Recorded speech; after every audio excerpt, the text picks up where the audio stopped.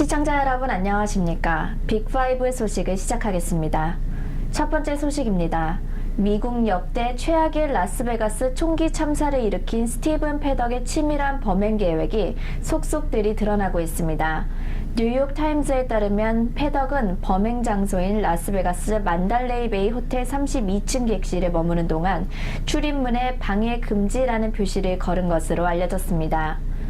이 때문에 패덕이 머무른 객실에는 지난달 28일부터 범행 당일인 1일까지 그 누구도 들어갈 수가 없었습니다. 호텔 측의 출입을 철저히 차단한 패덕은 나일 동안 치밀한 범행 준비를 한 것으로 예상됩니다. 객실에서는 최소 10개의 여행용 가방이 발견됐는데 패덕은 이 가방을 이용해 무려 23정에 달하는 총기와 수백 발의 탄약 등을 반입한 것으로 예상됩니다. 이러한 정황들로 인해 패덕은 대량 살육을 하기 위해 치밀하게 계획을 짠 것으로 해석되고 있습니다. 한편 회계사 출신의 재력가로 알려진 총기범 스티븐 패덕의 범행 직전에 필리핀 은행으로 억대 자금을 송금한 것으로 알려졌습니다. NBC 방송은 패덕이 지난주 필리핀으로 10만 달러를 이체했다고 말했는데 송금한 이유는 아직 확인되지 않고 있습니다. 하지만 그의 여자친구이자 동거녀인 아시아계 마리로 댄니가 그 당시 필리핀에 머물렀던 것으로 전해졌습니다. 댄니는 애초 용의 선상에 올랐으나 사건 초기 경찰 조사에서는 범행과 무관한 것으로 밝혀졌습니다. 현재 댄니는 자발적으로 미국으로 돌아와서 수사에 협조 중인 것으로 알려졌습니다. 미 언론은 패덕이 범행 직후 사건 현장에서 자살을 해서 범행의 동기를 밝혀내기가 쉽지 않은 상황에서 댄니의 증언이 결정적인 실마리가 될 수 있다고 분석했습니다. 현재 미 수사당국은 이번 라스베가스 참사를 패덕의 단독 범행으로 잠정 결론 내린 상황입니다. 지난 2013년부터 4년간 시애틀시 부시장직을 맡아온 한인 1.5세 김혜옥 씨가 오는 13일 부시장직을 떠날 것이라고 밝혔습니다.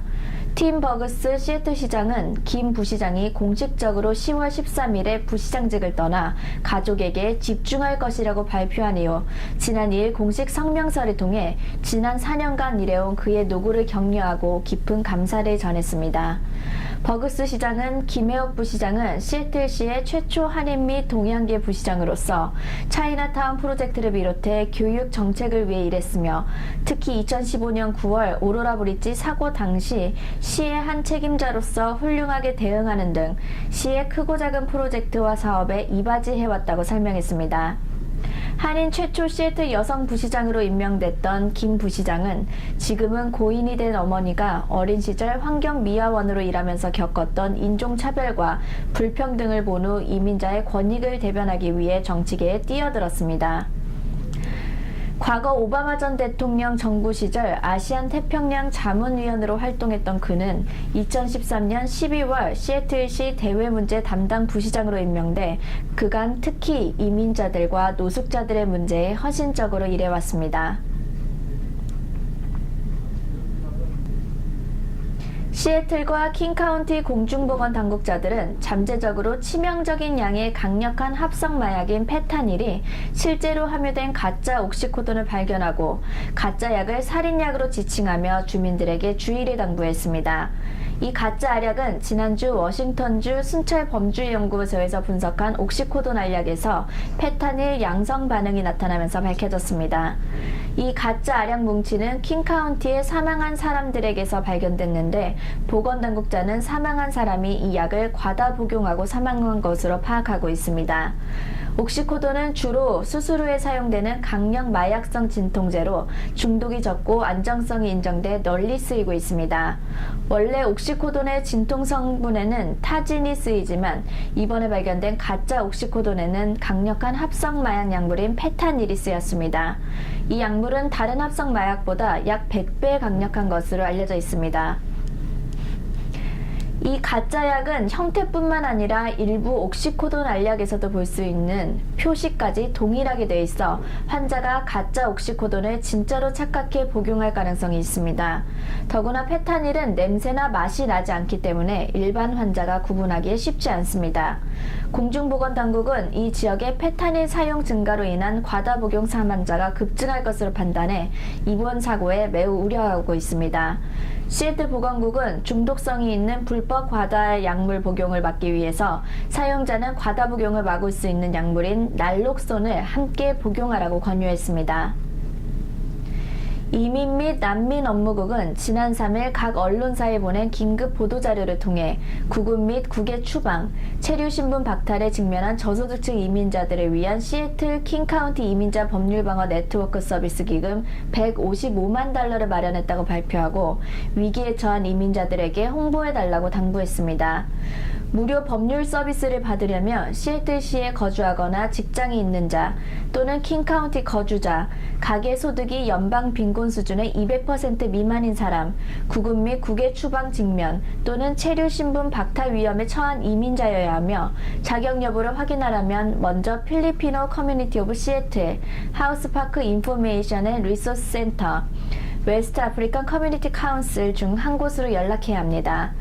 이 서비스의 기금 중 100만 달러는 시애틀시가 법률방어 및 지역사회 길잡이 서비스를 제공하는 지역사회 기반 조직을 위해 마련했으며 이후 킹카운티가 55만 달러 투자를 승인해 총액이 155만 달러가 됐습니다. 시애틀처럼 이와 같은 서비스를 제공하고 있는 도시는 로스앤젤레스, 샌프란시스코, 뉴욕, 시카고 등입니다. 이상으로 빅5 소식을 모두 마치겠습니다. 함께 해주신 여러분 고맙습니다.